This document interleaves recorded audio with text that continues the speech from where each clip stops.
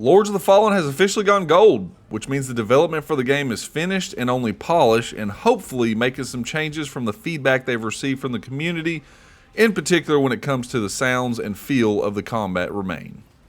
Today I want to go through IGN's first 13 minutes of video gameplay, take a look at the mechanics of Lords of the Fallen, how is it similar and how is it different from Dark Souls.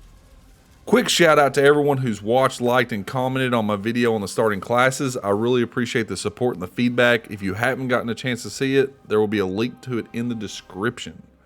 Also, we won't be watching the whole video, just focusing on the mechanics, but I will have the video linked in the description. Let's get it. No surprise here. Up first we have movement, which is obviously the same in this game as it is in Dark Souls.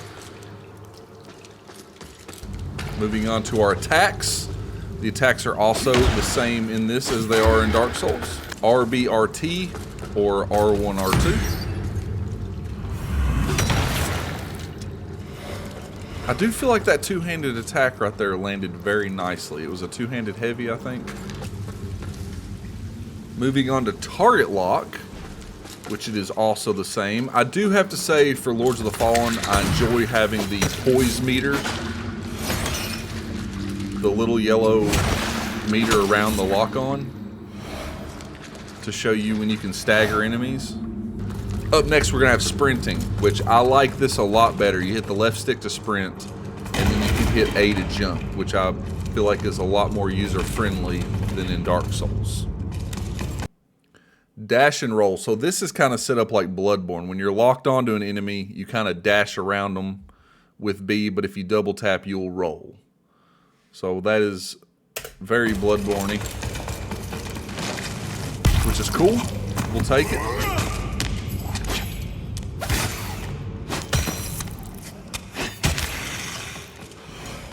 So this is something worth going over. You have 6 stats, which is similar to Bloodborne. Strength, agility, endurance, vitality, radiance, and inferno. So radiance, inferno is your magic. Vitality is your health.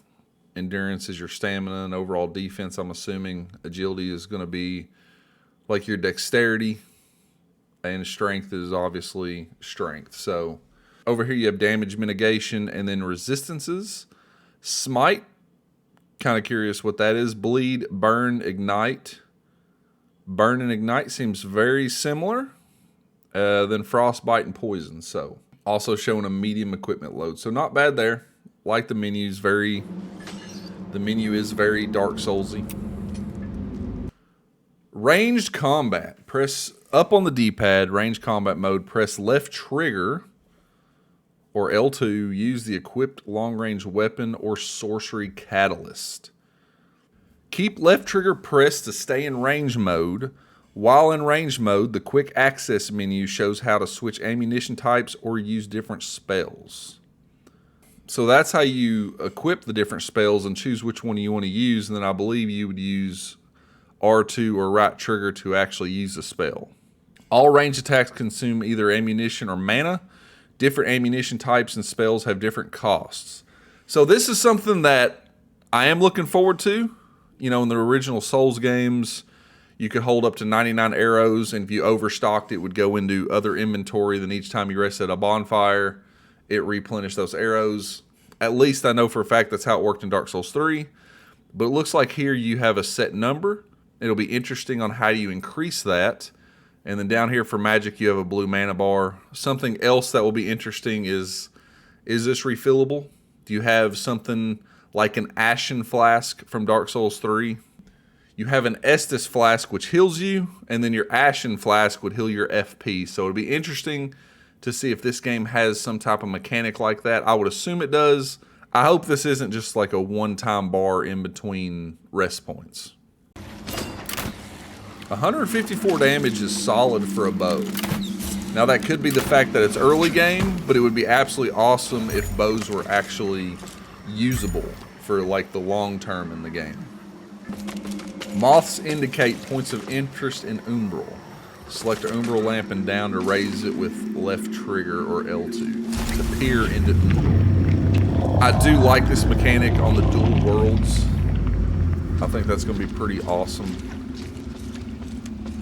Also here you can see in Axiom there's bars there, but if you raise the lamp and peer into Umbral, the bars are gone. I really like that. Press LB and RT simultaneously to perform a multi-hit attack. Okay, that is a different mechanic. Looks like it could be pretty good though. Attack combinations. All attacks can be combined to create unique combos, including both melee and ranged attacks. Additionally, melee stances can be switched dynamically with Y or triangle to access a wider variety of attacks. Experiment with equipping different melee and ranged weapons to create unique playstyles. From that picture, it definitely looks like we have power stancing, dual wielding, from Dark Souls 2, Elden Ring, so that's really awesome to be able to dual wield, have different weapons. Should be fun, be interesting of what kind of combinations you can come up with. But just like Dark Souls, you press Y or triangle to two-hand or one-hand your weapon.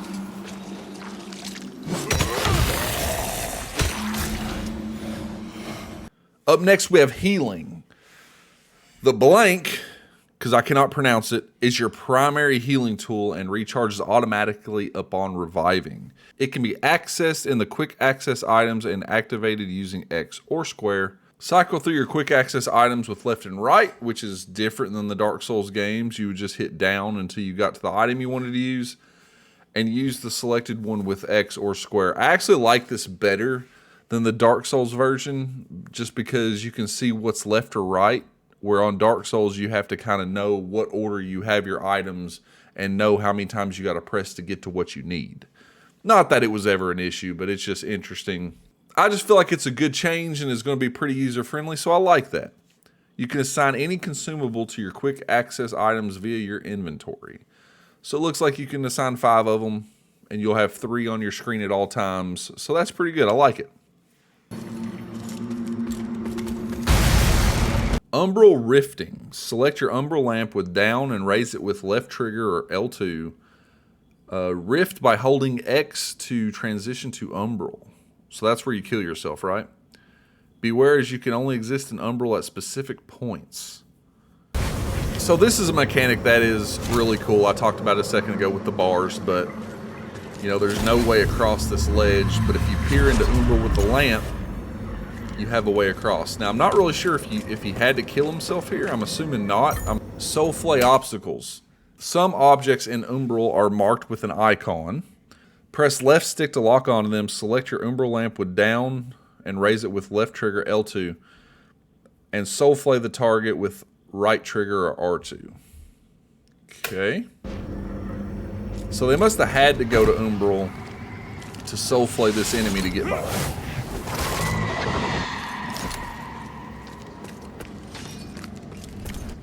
But I really like that mechanic. Soul Flaying enemies. Lock on an enemy with the right stick, select the Umbral lamp with down on the D-pad, raise it with left trigger or L2, and press right trigger or R2 to Soul Flay. While an enemy's soul is exposed, attack it to apply withered damage. Attack a withered enemy to inflict a large amount of damage. Now this is a mechanic I'm really excited about. You can basically suck the soul from their body, deal massive damage, and then just one shot. Now obviously stronger enemies, you're not going to be able to just one shot their bar, but that is a mechanic I'm very much looking forward to. Soul Flaying an enemy consumes a charge, while Soul Flaying environmental elements does not. Okay. Moving on to siphoning. Soul Flaying an enemy soul consumes a Soul Flay charge. Select the Umbral lamp, then siphon enemies and blisters with RB, R1 to recover Soul Flay charge. Siphoning also provides additional withered health and gathers the vigor left by enemies in an area. So if you have withered damage, if you siphon, you will get some of your health back, is the way I take that. Next up is Wither. Your health receives Wither when entering Umbral or performing certain actions with your Umbral lamp. Withered health can be recovered by damaging enemies. However, you will lose it all instantly if you are struck. Alright, I really like this mechanic. It is different. So you can see we have withered damage. So we got the parry. Got all the health back. Withered health can be recovered by damaging enemies. However, you'll lose it instantly if you're struck. Yeah, we already read that. While falling, press RB or RT to perform a plunge attack. Additionally, you can use lock on for extra accuracy. So we got plunge attacks in Dark Souls. Nice. Or R1, R2. When an enemy is soul flayed, they can be pushed in any direction with the right stick. So this is another good mechanic. You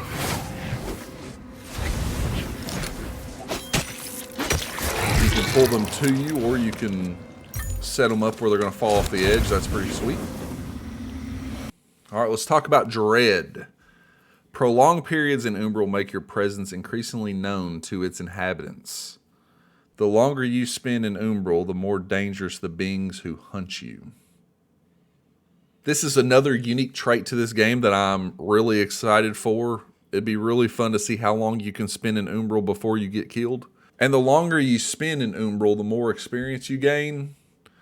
Pretty good. Pretty good. So we're going to soul flay this dude. And that is going to open up our path to continue forward. So you got little puzzles. Use emergence effigies with A to emerge from Umbral and transition to Axiom. Okay, so this is one of the specific points to where you can go back to the world of the living. LB, RB to do a kick. L1, R1. Nice. That is a better way to do it than Dark Souls attack and forward at the same time.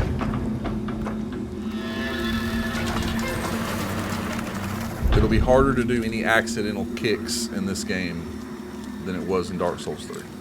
Vestiges mark places where previous lamp bearers fell. Once activated, they serve as points of revival should you die in Umbral. Activated vestiges can be warped between and used to beckon other lamp bearers in multiplayer. Nice.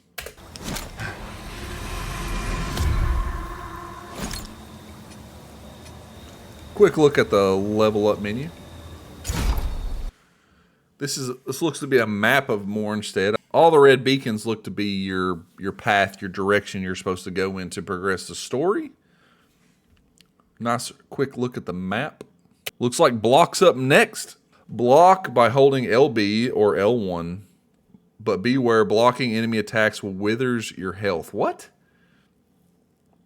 Is that even if you have a shield? You would think a shield wouldn't wither your health, but blocking with a weapon would. Strike enemies to restore your withered health. However, you will lose it all instantly if you're struck. Parry. Parry attacks by pressing LB, L1 just before impact to receive less wither damage and deliver high posture damage to the enemy. An enemy's posture is reduced by attacking each with its own posture damage, so experiment with all weapon and attack types. So that is a posture gauge. So you deplete it, you attack it with strong, weak, or a kick, and you'll be able to deliver a visceral attack. Deliver a grievous strike to a staggered enemy with RB. Okay, so once they're staggered, you just got to kick them heavy or basic attack them, and then you can use RB to get your visceral off. I like it. I love the posture gauge. It adds another layer to the combat.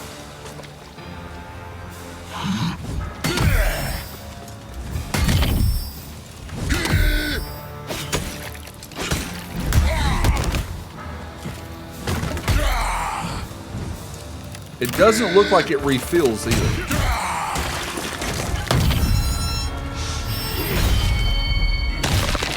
They got their visceral off. Nice. That's going to wrap it up for me. I'm really excited for this game, and I think it's going to do the Souls genre justice while shaking things up but maintaining the Dark Souls feel. Don't forget, I'm doing a giveaway at 1,000 subscribers. I'll be giving away 3 $100 gift codes to the platform of your choice, and all you have to do to enter is be subscribed to the channel. I appreciate everybody who watches these and all of the support. Remember to like, comment, subscribe, and I will catch you on the next one. Later.